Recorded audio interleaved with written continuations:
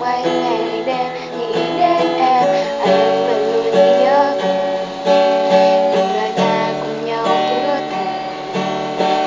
Nhưng giờ đây tình yêu đã vỡ tan, để mình anh hòa theo từng làn gió miên man. Lần nơi đó,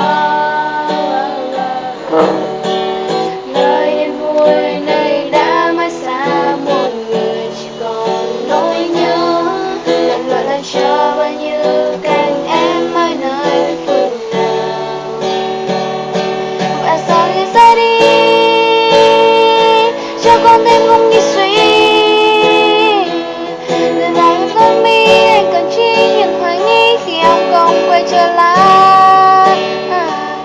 Chỉ còn lại đôi vai trong cơn mơ không có ai, lời ngọt ngào bên tai về ngày mai anh đã sai. Em không quay về vì em không quay về.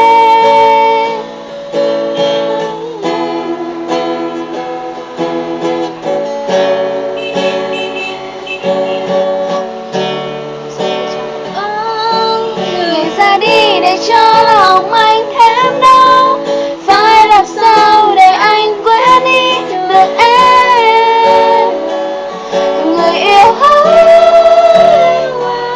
Tại sao người ra đi, cho con tim không nghĩ suy. Để lại hoa nơi mi anh cần chỉ những hoài nghi khi em không quay trở lại. Chỉ còn lại đôi vai trong cơn mơ không có ai.